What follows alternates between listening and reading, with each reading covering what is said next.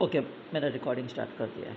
ठीक है, तो I want participants for today. Okay, तो सभी लोग मुझे आंसर दीजिएगा जब मैं सवाल पूछूंगा, तो मुझे काफ़ी अच्छा लगेगा एंड मुझे ऐसा लगेगा कि आप लोगों को समझ रहा है, एक कंफर्मेशन भी मिलेगा। तो हम सबसे पहला क्या करेंगे, हम देखेंगे कि बाइबल का अर्थ क्या होता है। राइट, ये जानना बहुत ज़्यादा ज़रूरी है कि बाइबल का अर्थ क्या होता है। हम ज़्यादा डेप्थ में नहीं जाएंगे, हम मतलब जैसा बच्चों के अंडरस्टैंडिंग के हिसाब से जानेंगे। ठीक है, कि बाइबल केवल एक किताब नहीं है ना। जो किताब जो लाइब्रेरी में हम देखते हैं पढ़ी हुई होती है, जो हम स्कूल में पढ़ाई करते हैं, ये केवल वैसी किताब नहीं है ना। हम लोग स्कूल में क्या क्या पढ़ते थे, हम लोग स्कूल में मतलब अलग अलग किस्म की किताबें पढ़ते थे। ठीक है, जो अलग अलग सब्जेक्ट्स होते थे, जैसा इंग्लिश होता है, मराठी होता है, हिंदी होता है, मैथ्स होता है, साइंस होता है ना। हम लोग क्या करते हैं, जैसा जैसा हम लोग मतलब आगे बढ़ते जाते हैं, जैसे कि अब मैं फ़र्स्ट स्टैंडर्ड में हूँ। ठीक है, फर्स्ट स्टैंडर्ड में मेरे को मतलब सिंपल रहेगा, इंग्लिश रहेगा, मैथ्स रहेगा, ईवीएस रहेगा, और लैंग्वेजेस भी हो सकते हैं, हिंदी मराठी।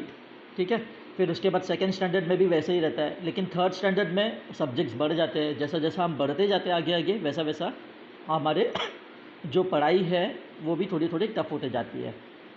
तो बाइबल का उससे क्या मेल है ठीक है, ये जानना बहुत ज़रूरी है। और बाइबल का और हम जो किताब पढ़ते हैं उसमें क्या अंतर है। अभी जब हम पहली में होते हैं, ठीक है, जब हम दूसरी में जाते हैं, या तो अगर हम थर्ड में हैं या हम फोर्थ में जाते हैं, तो क्या हम थर्ड स्टैंडर्ड की बच्चे की किताब को फिर से पढ़ सकते हैं? बिल्कुल नहीं पढ़ सकते। हम उस चीज़ को याद भी नहीं रखते हैं, अगर याद रखते भी है तो बहुत कम याद रखते हैं। राइट लेकिन बाइबल ऐसी किताब नहीं है। बाइबल एक ऐसी किताब है जो हम सभी लोगों के लिए है। ऐसा ही नहीं है कि बाइबल केवल सिर्फ क्रिश्चियंस लोगों के लिए है, मुसलमान लोगों के लिए नहीं है, हिंदू लोगों के लिए नहीं है, सिख लोगों के लिए नहीं है। बाइबल जो है वो परमेश्वर का वचन है, और ये हम सभी लोगों के लिए है। और परमेश्वर चाहता है कि परमेश्वर का जो प्रेम है, जो बाइबल में लिखा गया है, ये हम सभी लोग जानें। सिंपल लैंग्वेज में मैं आप लोगों को बताना चाहता हूँ कि Bible is a love letter from God. एक प्रेम पत्र है परमेश्वर का।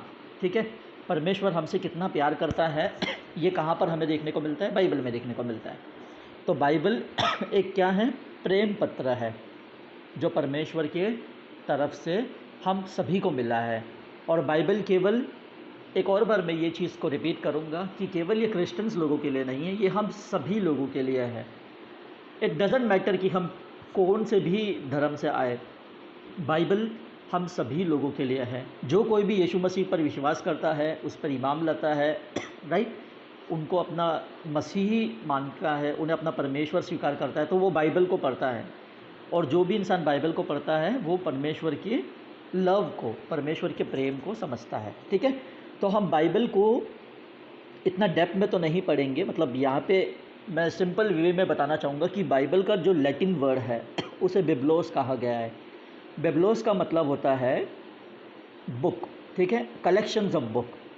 इसे सिर्फ बुक नहीं कहा गया, इसे कलेक्शंस ऑफ बुक कहा गया है, क्योंकि जब भी हम, अभी एक ऐसा आप लोगों को मैं उदाहरण देता हूँ कि जब हम लाइब्रेरी जाते हैं, आप में से सभी लोग लाइब्रेरी गए होंगे, राइट। हमारे स्कूल में लाइब्रेरी होते हैं, कॉलेजेस में लाइब्रेरी होते हैं। क्या हमारे अगर हमने लाइब्रेरी नहीं भी देखा होगा तो हम हमारे अलग अलग सब्जेक्ट्स के किताब को देख सकते हैं। ठीक है, जैसा ड्राइंग का एक अलग सब्जेक्ट है, मैथ्स अलग सब्जेक्ट है, history, geography, English, Marathi, Hindi, उसी प्रकार से हमारी अलग अलग किताबें होती है हमारे पास, राइट। लेकिन बाइबल एक ऐसा बुक है, it's like a library. Bible एक लाइब्रेरी की तरह है, जहाँ पे हमें हर प्रकार की किताबें देखने को मिलती है। ठीक है, बाइबल के अंदर हमें हर प्रकार की किताब देखने को मिलती है। यानी बाइबल के अंदर हमें पोइट्री देखने को मिलती है, बाइबल के अंदर हमें परमेश्वर का भजन देखने को मिलता है, बाइबल के अंदर हमें बहुत सारी स्टोरीज़ देखने को मिलती है। हम लोग मॉरल ऑफ़ द स्टोरीज़ बचपन में बहुत पढ़े थे ना, जिसमें हमें लास्ट में शिक्षा मिलती है, हमें बाइबल में वो भी देखने को मिलती है। हमें आत्मिक तरीके से बढ़ने का जो स्पिरिचुअल जो पार्ट है ठीक है, जो जो आत्मिक रास्ता है वो देखने को मिलता है। तो बाइबल एक क्या है हमारे लिए? एक डायरेक्शन है। जैसा अगर हमारे पास कोई सवाल नहीं होता है तो बाइबल क्या है हमारे लिए? एक जवाब है। और वो जवाब हमें कैसा मिलता है? पवित्र आत्मा के सामर्थ्य से मिलता है। क्योंकि बाइबल हम ऐसे ही नहीं पढ़ सकते, क्योंकि जो भी हम किताब होती है, स्कूल की किताबें, कॉलेज की किताबें, हम हमारे ओन एफर्ट्स से पढ़ने की कोशिश करते हैं और हम समझ भी जाते हैं। लेकिन बाइबल एक ऐसी किताब है जो हम बिना किसी के मतलब हम हमारे खुद के एफर्ट से उसे कभी नहीं समझ सकते। हमें पवित्र आत्मा की हेल्प हमेशा लगती है, क्योंकि बाइबल के अनुसार पवित्र आत्मा कौन है? हमारा टीचर है। और वो इतना अच्छा शिक्षक है कि कोई व्यक्ति अगर अनपढ़ भी होगा या कोई व्यक्ति ज़्यादा पढ़ा लिखा भी नहीं होगा, वो पढ़े लिखों से भी ज़्यादा उत्तम उसे नॉलेज पवित्र आत्मा देता है, उसे वैसा सिखाता है बाइबल को।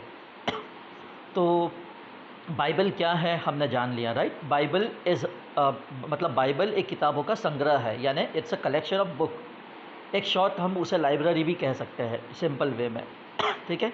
और क्या कहते हैं बाइबल को? बाइबल परमेश्वर का प्रेम पत्र है। It's a love story from God. ठीक है। हम लोगों ने देखा था कि बाइबल के में कितने पार्ट्स हैं? टोटल 2 पार्ट्स है, old testament and new testament. और बाइबल को अक्सर कितने लोगों ने लिखा है? बाइबल को अक्सर 40 लोगों ने लिखा है। ठीक है। अलग अलग लोगों ने लिखा है, जिसमें से कोई राजा था, कोई मछुआरा था, ठीक है, कोई मतलब जो बोलते हैं ना शेपर्ड था, मतलब गडरिया था। अलग अलग लोगों ने लिखा है। लेकिन एक मिरेकल बताओ क्या है इसमें? मिरेकल ये है कि अलग अलग लोगों ने लिखा है, गरीब से लेकर अमीर लोगों ने लिखा है, लेकिन कोई भी एक दूसरे से अलग बात को नहीं कहता है बाइबल में। मतलब कॉन्ट्राडिक्शन नहीं है। कॉन्ट्राडिक्शन का मतलब है कि कोई भी चीज़ ऐसी नहीं लिखी है कि जैसे कि मतलब हम लोग पतरस का एग्जांपल ले सकते हैं। पतरस एक मछुआरा था, उसने बाइबल का कुछ किताब को लिखा है। पॉल एक बिजनेसमैन था, उसने किताब को लिखा है। दाऊद ने भी किताब को लिखा है राजा होकर। तो ये तीनों की किताब में हमें थोड़ा सा भी अंतर देखने को नहीं मिलता है। तीनों भी एक ही परमेश्वर के बारे में प्रीच करते हैं, तीनों भी यीशु मसीह के बारे में प्रीच करते हैं, और तीनों की शिक्षा हमें सेम देखने को मिलती है, तीनों का थिंकिंग हमें सेम देखने को मिलता है। इसी प्रकार से हमें ये हमारे लाइफ में भी सीखने की आवश्यकता है कि हमारे कलीसिया में कोई गरीब आते हैं, कोई अमीर आते हैं, कोई किसी भी प्रकार के लोग आते हैं, इट डज़न्ट मैटर। एक ही चीज़ मैटर करता है कि हम सब कौन हैं? प्रभु यीशु मसीह के फॉलोवर है। एंड हम सब एक परिवार है प्रभु यीशु मसीह के। प्रभु यीशु मसीह ने जब भी अपना रोटी तोड़ा था, देह मतलब उन्होंने उस रोटी को क्या एग्जाम्पल दिया था? अपना देह का एग्जाम्पल दिया था। We all are one in the body of Christ. तो अभी हम लोग मतलब समझ गए कि बाइबल क्या होता है, राइट? क्या कोई बता सकता है कि आपको इसमें कुछ डाउट है? हम आगे बढ़ेंगे।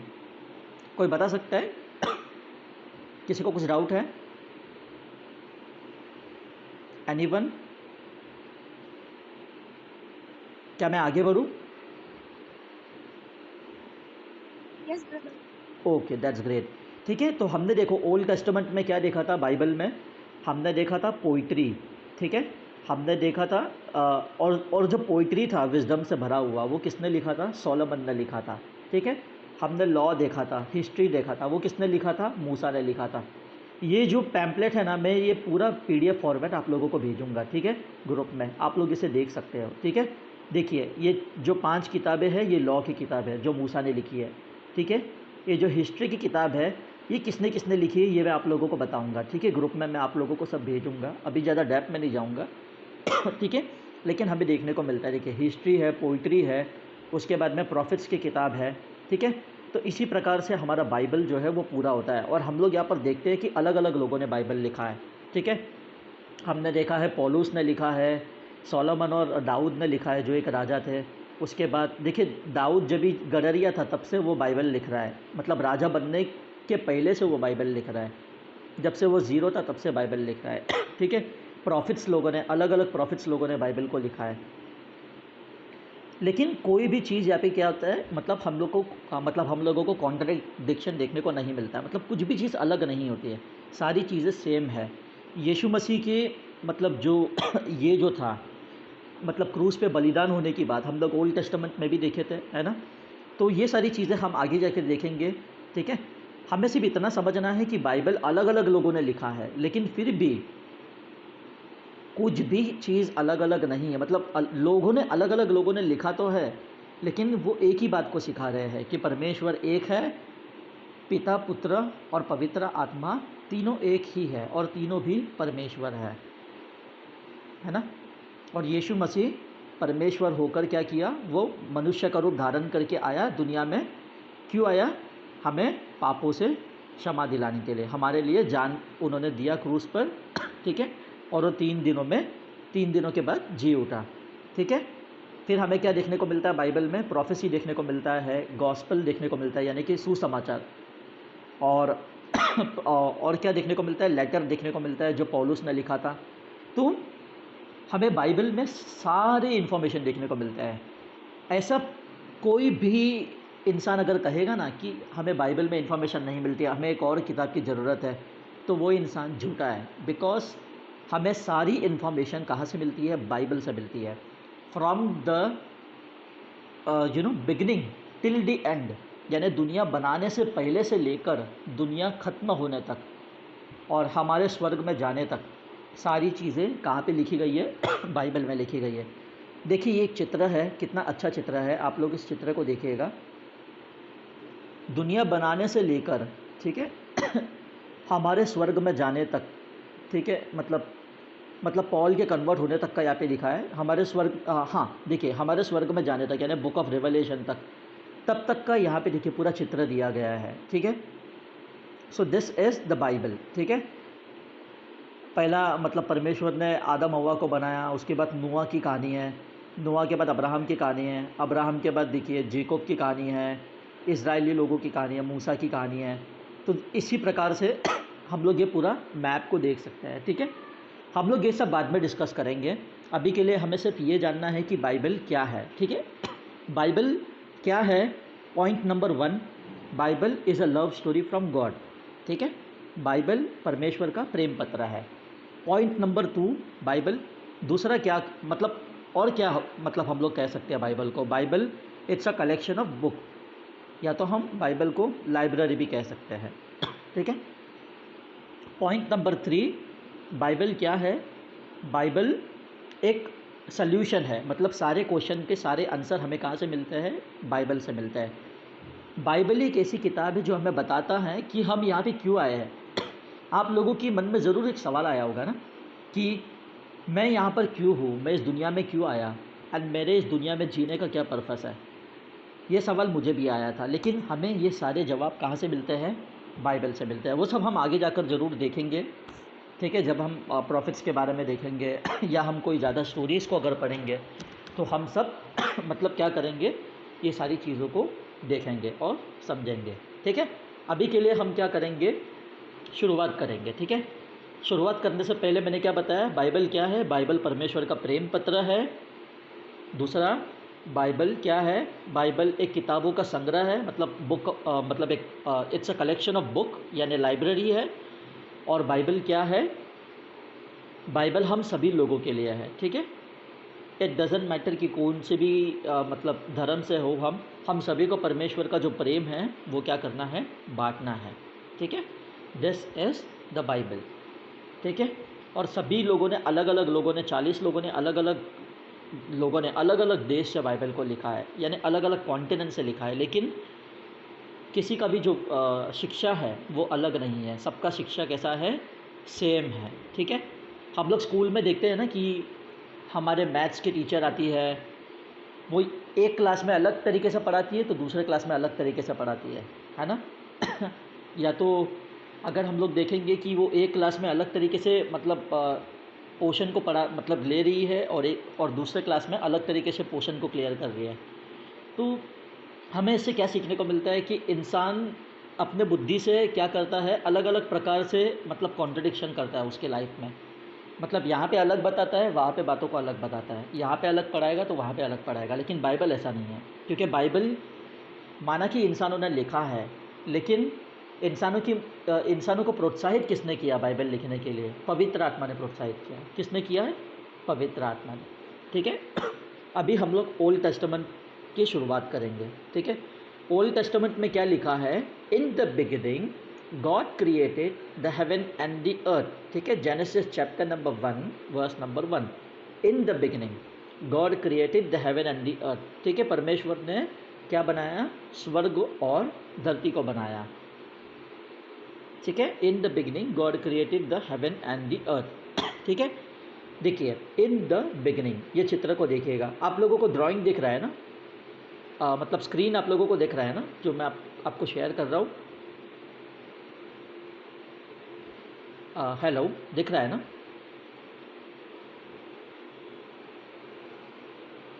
हेलो, कोई बता सकता है मुझे कि दिख रहा है कि नहीं दिख रहा है?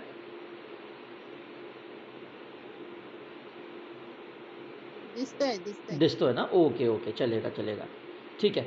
तो मैं क्या कह रहा था, इन द बिगिनिंग, ठीक है।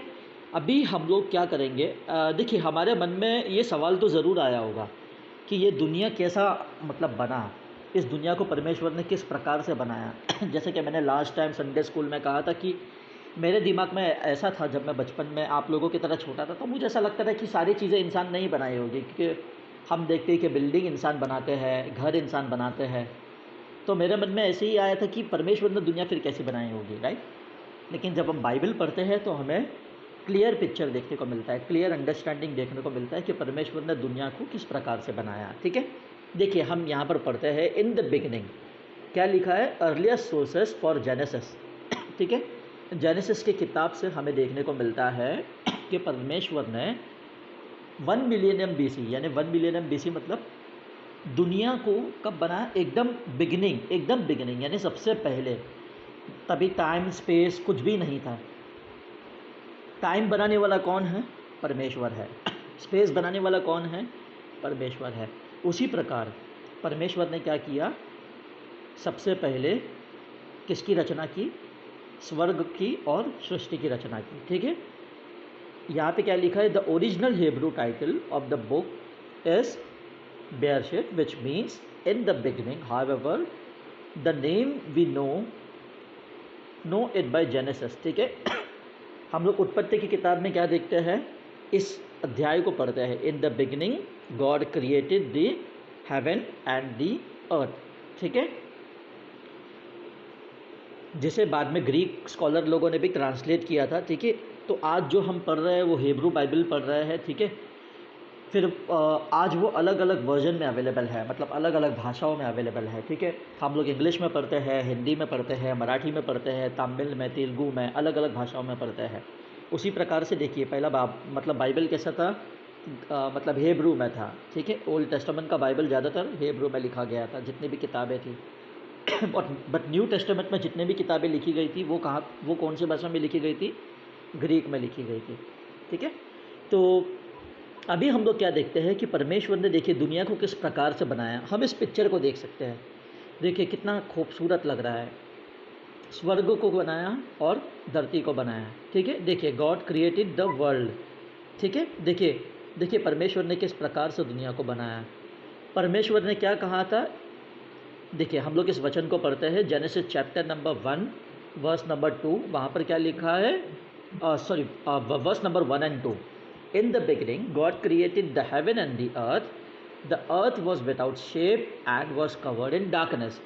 यानी कि दुनिया बनाने से पहले दुनिया का अस्तित्व ही नहीं था। दुनिया कैसी थी पता है, दुनिया ऐसी थी, पूरी खाली, पूरा अंधकार से भरा हुआ था, यानी कुछ शेप ही नहीं था। लेकिन परमेश्वर ने अर्थ को क्या दिया, शेप दिया, ठीक है, जिसका शेप नहीं था, ठीक है, जो फॉर्मलेस था, जो पूरा अंधकार से भरा हुआ था, यानी पूरा अंधेरा था। परमेश्वर ने रोशनी दिया, अर्थ को शेप दिया, एंड उसके बाद क्या हुआ, परमेश्वर ने क्या बोला, let there be light and light shine, ठीक है। God light what he saw and he called the light day and the darkness night. Evening came and then morning, the first day had end, ठीक है। तो परमेश्वर ने सबसे पहले दिन में क्या बनाया, दिन और रात को बनाया, ठीक है। हमने देखा था इस इमेज में, ठीक है, इस इमेज में हम देख रहे हैं, ये वचन को छोड़कर इस इमेज में पूरा अंधकार है, ठीक है, पूरा अंधकार यानी पूरा अंधेरा है। लेकिन परमेश्वर ने सिर्फ एक कमांड किया, एक ही वर्ड उन्होंने कहा कि लेट देयर बी लाइट। तो पूरा आसपास का जितना भी सराउंडिंग जो था, आसपास का जितना माहौल था, वो क्या हो गया, प्रकाश से क्या हो गया, स्प्रेड हो गया, फैल गया। देखिए हम इस इमेज में देख सकते हैं, लेट देयर बी लाइट, ठीक है, लाइट स्प्रेड हो गया। और वो लाइट कहाँ से स्प्रेड हुआ? ऑफ कोर्स परमेश्वर से स्प्रेड हुआ है, क्योंकि परमेश्वर का जो तेज़ है वो सूरज से भी ज़्यादा तेज़ है, ठीक है, जो हमने लास्ट टू लास्ट क्लास में पढ़ा था, ठीक है। तो पहले दिन परमेश्वर ने क्या बनाया? Light and darkness, which means दिन और रात। सबसे पहला दिन परमेश्वर ने क्या बनाया? सिर्फ दिन और रात, ठीक है। लाइट को उन्होंने डे कहा और नाइट को उन्होंने, मतलब डार्कनेस को उन्होंने नाइट कहा, ठीक है। तो हमें इतना ही समझना है क्लियर वे में, ठीक है। तो पहले दिन परमेश्वर ने क्या किया? सिर्फ दिन और रात को बनाया। अभी सेकंड डे देखते हैं परमेश्वर ने क्या बनाया। और परमेश्वर ने, देखिए, कुछ भी चीज़ जब परमेश्वर बनाता है ना, तो परमेश्वर क्या कहता है? It was good. देखिए यहाँ पर भी परमेश्वर ने कहा था इट वॉज गुड, ठीक है। अभी ओके, तो हम लोगों ने देखा कि फर्स्ट डे में क्या बनाया था, राइट। और सेकंड, अभी हम लोग देखेंगे कि सेकंड डे में परमेश्वर ने क्या बनाया था, ठीक है। फर्स्ट डे में क्या बनाया था? लाइट एंड डार्कनेस बनाया था, यानी दिन और रात बनाया था, ठीक है। अभी हम लोग देखेंगे कि उन्होंने सेकंड डे में क्या बनाया था, ठीक है। देखिए सेकंड डे में परमेश्वर ने क्या बनाया था? उन्होंने क्या किया था? स्काई को सेपरेट कर दिया था, ठीक है। अर्थ और स्काई को क्या किया था? सेपरेट कर दिया था, ठीक है। फर्स्ट डे में हमने क्या देखा था? पूरे तरीके से पूरे दुनिया में क्या था? पानी था, ठीक है। पानी और आकाश जो था ना, वो, मतलब बोलते हैं ना, अलग अलग नहीं था। पहला परमेश्वर ने क्या किया? पानी को और आकाश को अलग अलग कर दिया। और हमने देखा था कि जमीन भी नहीं थी, ठीक है। देखिए बाद में जमीन भी परमेश्वर ने बनाया, जहाँ पर आज हम लोग रह रहे हैं, लैंड, ठीक है। तो सेकंड डे में परमेश्वर ने क्या किया? सेकंड डे में परमेश्वर ने क्या किया? आकाश को और क्या किया? पानी को अलग अलग कर दिया, ठीक है। अभी हम लोग देखते हैं तीसरे दिन परमेश्वर ने क्या किया, ठीक है। तीसरे दिन परमेश्वर ने पानी में से क्या किया? लैंड को बनाया, ठीक है। अभी देखिए फर्स्ट डे में परमेश्वर ने क्या किया था? लाइट और डार्कनेस को बनाया था, दिन और रात को बनाया था। सेकंड डे में परमेश्वर ने क्या किया? पानी को और आसमान को अलग अलग किया था। अभी थर्ड डे में परमेश्वर देखिए क्या कर रहा है। परमेश्वर पानी को और लैंड को अलग अलग कर रहा है। देखिए हम लोग तीन चीजें यहाँ पर कॉमन देख रहे हैं, मतलब ये चीजों को हम लोग रिपीट होते हुए देख रहे हैं। परमेश्वर डिवाइड भी करने वाला परमेश्वर है। जिस प्रकार से परमेश्वर ने डार्कनेस और लाइट को डिवाइड किया था पहले दिन, उसी प्रकार परमेश्वर ने हेवन और अर्थ को डिवाइड किया था सेकेंड डे पे। हेवन और अर्थ का मतलब अर्थ जो था वो पूरा पानी से भरा हुआ था, ठीक है।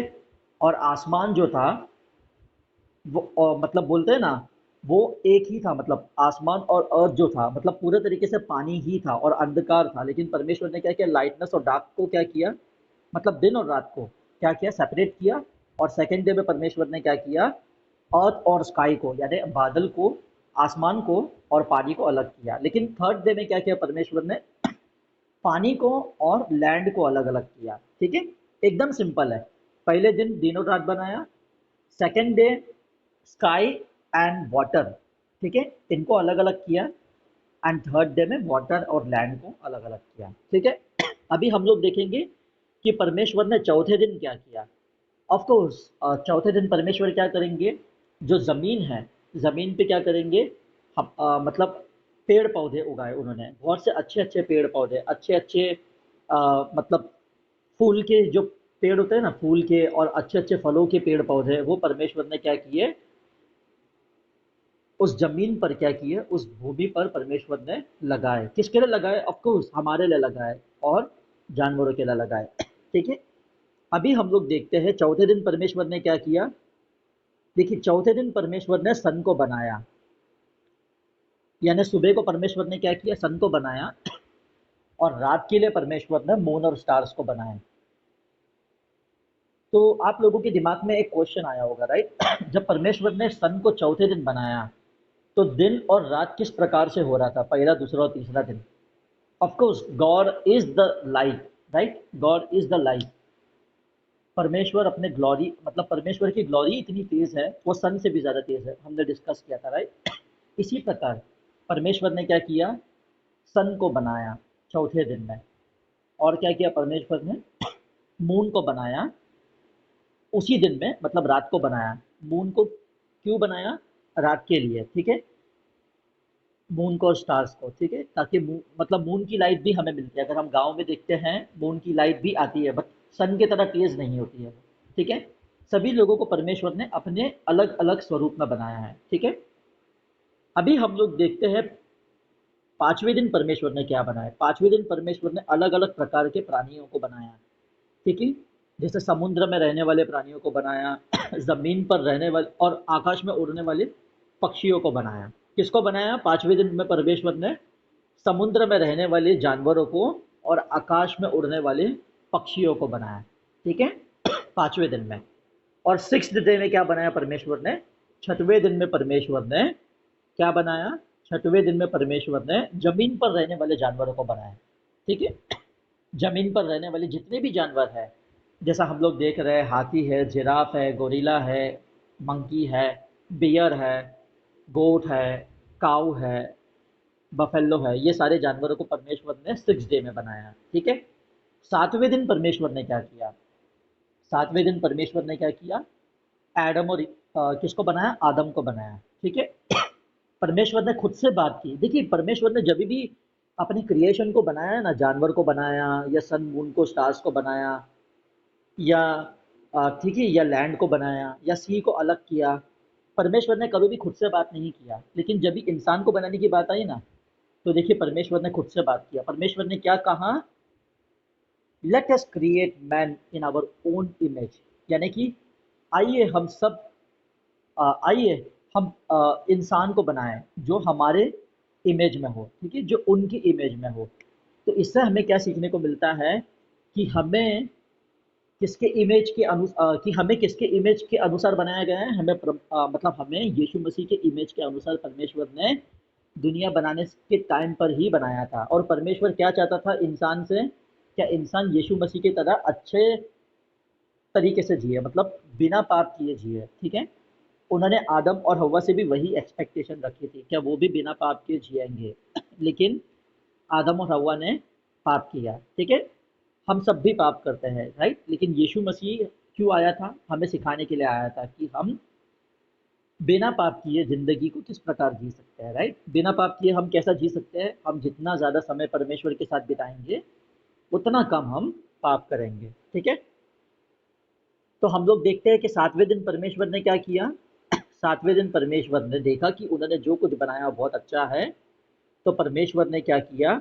रेस्ट किया, आराम किया, ठीक है? 6ठे दिन परमेश्वर ने आदमी को बनाया था और 7वें दिन परमेश्वर ने क्या किया? रेस्ट किया, आराम किया, ठीक है? तो आज का क्लास में हमें सिर्फ़ इतना ही सीखना था। आज के लिए इतना ही था, मतलब सिखाने के लिए कि किस प्रकार से परमेश्वर ने दुनिया को बनाया था, ठीक है? तो आज के दिन में मैं सिर्फ़ इतना ही बताना चाहता था, इतना ही बाँटना चाहता था। परमेश्वर का धन्यवाद करता हूँ आज के दिन के लिए और आज के वचन के लिए कि किस प्रकार से उन्होंने मीटिंग को लीड किया। ये जो पीडीएफ फॉर्मेट है जो मेरे पास इस किताब का, ये मैं आप लोगों को मतलब भेज दूँगा, मतलब हमारे व्हाट्सएप के ग्रुप में आप उसे देख सकते हो, ठीक है? उसका बहुत से अच्छे-अच्छे चित्र हैं, तो हमें इलस्ट्रेशन भी मिलेगा, हमें समझ में भी आएगा कि किस प्रकार परमेश्वर ने क्या-क्या बनाया था और कौन से दिन क्या-क्या बनाया था, तो हमें उसका अंडरस्टैंडिंग मिलेगा। तो आइए हम सब मिलकर परमेश्वर को धन्यवाद करते हैं और इस मीटिंग को एंड करते हैं, ठीक है? कुछ डाउट होगा तो आप लोग मुझसे अभी भी पूछ सकते हैं या तो मुझसे ग्रुप में भी पूछ सकते हैं, ठीक है? परमेश्वर का धन्यवाद करता हूँ मैं। आमीन। प्रभु परमेश्वर, आपका धन्यवाद करता हूँ कि इस मीटिंग में आपने अ, इस मीटिंग को प्रभु जी आपने मतलब पवित्र आत्मा की बुद्धि से चलाया। आपका धन्यवाद करता हूँ प्रभु कि आपने हम सभी को इस मीटिंग के द्वारा ब्लेस किया है। मैं विश्वास करता हूँ कि आज की मीटिंग के द्वारा जितने भी लोगों ने जॉइन किया था, उन सभी लोग ब्लेस हुए होंगे और आज की मीटिंग का जो कुछ भी रिकॉर्डिंग हुआ होगा प्रभु जी, उस रिकॉर्डिंग के द्वारा सभी बच्चों को प्रभु जी अपने बुद्धि से भरकर प्रभु जी, प्रभु यीशु मसीह के वचन के पे चलने के अनुसार बनाइएगा। मैं प्रार्थना प्रभु यीशु के नाम से करता हूँ खुदा। आमीन।